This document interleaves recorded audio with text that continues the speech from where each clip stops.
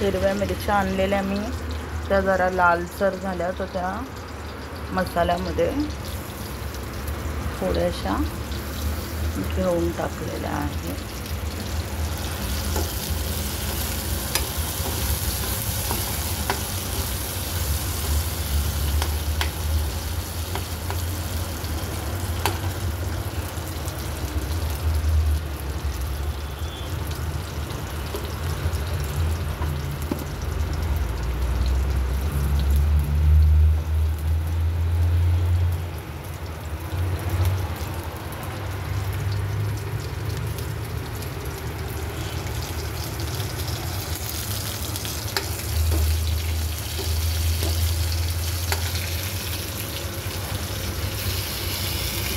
हे ओलं खोबरं, नारळ होतं माझ्याकडे.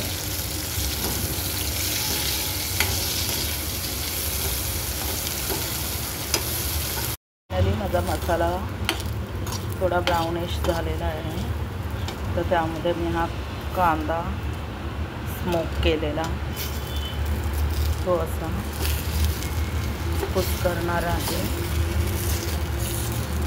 जेणेकरून तो यात सगळा मिक्सअप झाला पाहिजे कांदा. आणि हे मी मसाल्यामध्ये थोडी ओली हळद टाकते, जेणेकरून मसाल्याला सुंदर कलर येतो. आणि ही शरीरासाठी आयुर्वेदिक हळद चांगली असते खाणं. कोणी दुधात खातं, किसून उकळवून सर्दी खोकल्यासाठी सगळ्यात चांगली असते. ती माझ्या मम्मीने मला दिलेली आहे. आणि ही मी कोथिंबीर इथे धुवून घेतलेली आहे. आणि ही माझी गावची कोथिंबीर आहे, माझ्या मामाच्या मळ्यातली. अशी टाकून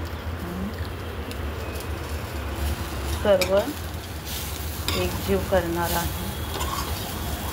आणि हा माझा 4 ते 5 दिवसाचा मसाला मी स्टोरेज करून ठेवते, जेणेकरून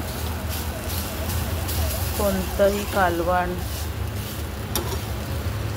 कोणतीही भाजी पटकन करता येईल हवं तेव्हा इन्स्टंट. कारण मसाला करायला फार वेळ लागतो. तो असा तयार करून 4-5 दिवस राहतो मस्त. आणि मग आपल्याला जेव्हा हवं तेव्हा गरजेप्रमाणे यूज करू शकतो आपण. छानपैकी थंड झालेला आहे आणि तो आता मिक्सरला वाटण करणार आहे मी.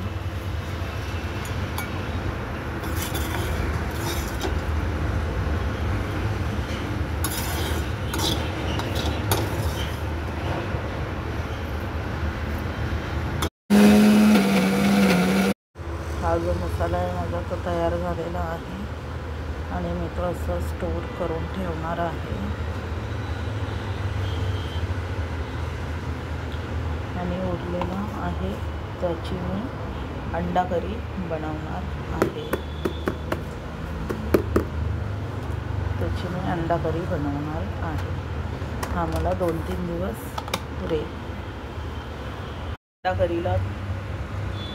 अंडा करीला तडका देणार आहे.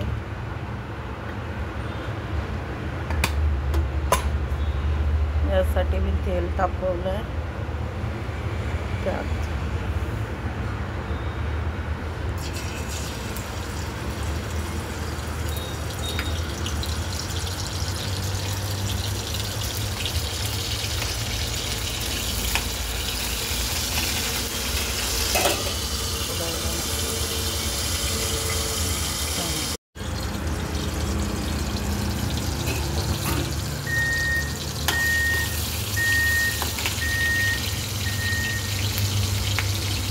त्यामध्ये हिरव्या मिरचीचा ठेचा,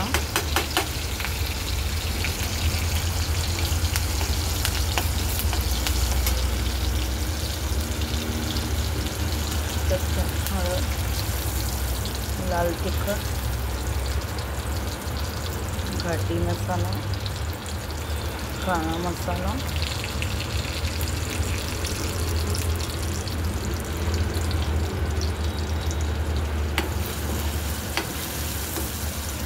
सगळं टाकलं आहे आणि आता मसालाही टाकणार आहे.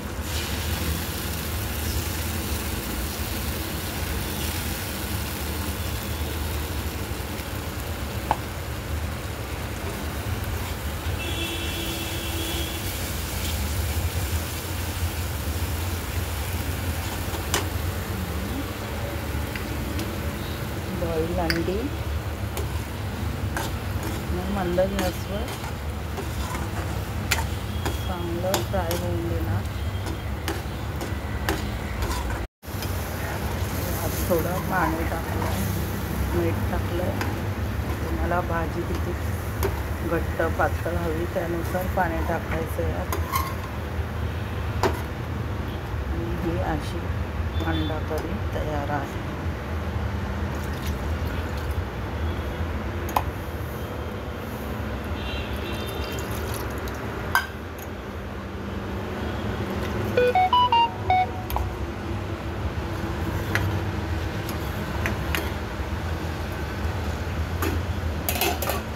मिनटं उकळू